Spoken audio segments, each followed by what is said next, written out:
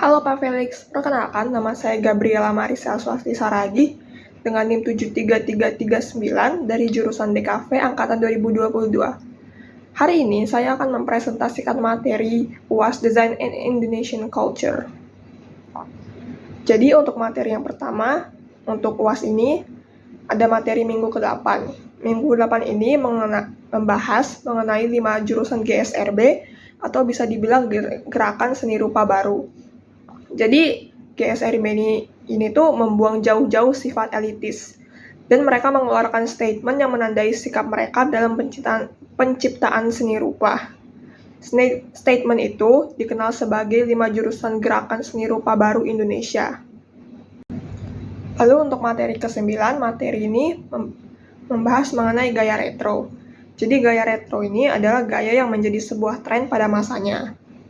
Gaya retro juga menjadi bagian dari tren dan teks baru untuk menyebutkan sesuatu yang pernah muncul dan muncul kembali. Retro dalam aplikasi kontemporer mengakulturasi unsur lama dengan kebaruan yang berupa gagasan, kemajuan teknologi visualisasi. Esensi retro sebagai wacana reaksi tampak pada gerakan art and craft yang timbul karena kritik terhadap industri modern yang mengubah desain kriya menjadi apa yang disebut international style. Jadi, gaya retro ini adalah gaya yang muncul pada era tahun 1970-an sampai 1990. Biasanya, gaya retro ini punya ciri khas dalam penggunaan warna-warna yang sedikit pudar dan beragam. Jadi, gaya retro ini hampir mirip-mirip pop art, namun warnanya masih lebih pudar dan beragam juga. Lalu untuk materi ke-10 ada WPAP atau bisa dibilang Wedas Pop Art Portrait. Jadi WPAP ini adalah gaya seni pop art modern yang dahulu bernama FMB atau foto marak berkotak. WPAP ini terdiri dari bidang berkotak-kotak. Antar bidang-bidang tersebut dipenuhi dengan warna-warni. Jadi WPAP ini sebenarnya pakai style kubisme tapi dibikin warna-warni.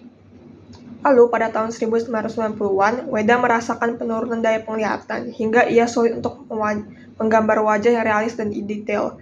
Kemudian ia mengimajinasikannya dengan bentuk manusia dan latar belakang, namun dibikin kayak kubisme gitu. Jadi Weda ini akhirnya menggunakan style kubisme untuk kayak membuat stylenya yang khas gitu. Kemudian terdapat juga majalah Icon yang didirikan oleh Enrico Halim. Jadi majalah Icon ini terinspirasi dari kerusuhan tahun 1998.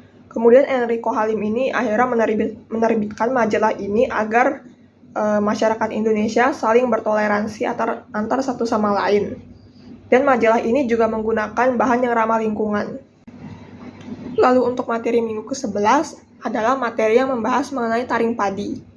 Jadi taring padi ini adalah komunitas seniman yang berdiri di Yogyakarta pada 21 Desember tahun 1998. Taring padi ini juga disingkat sebagai TP. TP adalah organisasi independen yang berkarya dalam bidang seni budaya. Menurut TP, masyarakat Indonesia mengalami penindasan dalam sektor ekonomi, politik, dan terlebih lagi kebudayaan. Maka dari itu, Sekte Taring Padi ini kayak mendirikan sebuah komunitas yang membahas mengenai isu-isu di permasalahan di Indonesia, lalu membahasnya dengan seni. Terus pemerintah itu kan menekankan hak untuk berkarya secara kreatif dan menentukan corak budaya sendiri. Maka dari itu, seniman-seniman di Indonesia juga memiliki hak untuk menyampaikan pendapatnya melalui seni. Kemudian juga terdapat Jogja Mural Forum. Jogja Mural Forum ini adalah lembaga non-profit yang berbasis di kota Yogyakarta. Jogja Mural Forum ini hampir sama dengan komunitas Taring Padi. Namun bedanya, Jogja Mural Forum ini membahas isu-isunya dengan bentuk mural di dinding-dinding Yogyakarta. Kemudian, untuk materi week 12, ada majalah konsep. Jadi, majalah konsep ini merupakan majalah desain grafis yang didirikan oleh pasangan suami istri bernama Joko Hartonto dan Vivi Usman di bawah perusahaan penerbitan PT Konsep Media pada tahun 2004. Jadi majalah konsep ini memiliki komitmen untuk menghadirkan literatur desain dengan kualitas yang tinggi demi komunitas kreatif Indonesia. Kemudian juga terdapat gerakan Indonesia Bertindak. Menurut Iwan, ada 3 hal yang mendasari gerakan Indonesia Bertindak, yaitu menambah rasa cinta, membangun rakyat untuk introspeksi, dan membela bangsa secara eksternal. Jadi gerakan Indonesia Bertindak ini dibuat agar masyarakat dapat mencintai produk Indonesia secara lebih gitu. Kemudian untuk materi week ke-13 membahas mengenai Photographer.net atau bisa disingkat FN. Photographer.net adalah situs fotografi di Indonesia. Situs ini pertama kali diluncurkan pada tanggal 30 Desember tahun 2022 oleh Valens Riyadi dan Kristu Pasaragi. Photographer.net juga menyediakan beberapa fitur di aplikasi di websitenya, diantaranya galeri, forum, bursa, dan kumpulan artikel. Lalu juga di materi week ke-13 ini membahas mengenai industri game dan animasi. Jadi untuk industri game ini kan awalnya cuma menggunakan grafik yang 2D dan berpikselkan.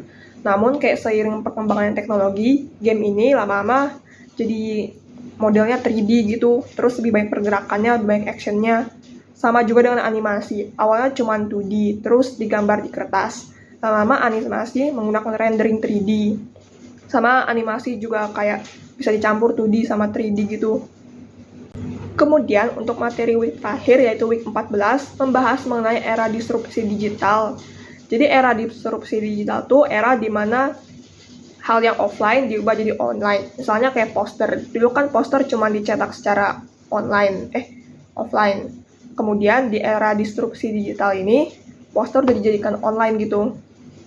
Terus era disrupsi digital ini juga dipengaruhi oleh polemik dalam media sosial. Jadi polemik dalam media sosial tuh kayak setiap individu merasa pakar melalui unggahannya di medsos. Pengguna medsos juga memiliki idola dan panutan dan meniru aktivitas yang ada di medsos. Juga viralnya konten media sosial tuh terkadang tidak pantas. Jadi itu kayak minusnya era disrupsi digital gitu.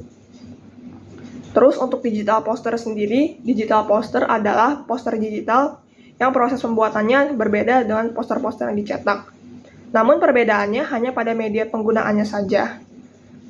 Kecenderungannya, poster digital ini disebarluaskan melalui media online, baik media sosial, website, maupun platform-platform aplikasi.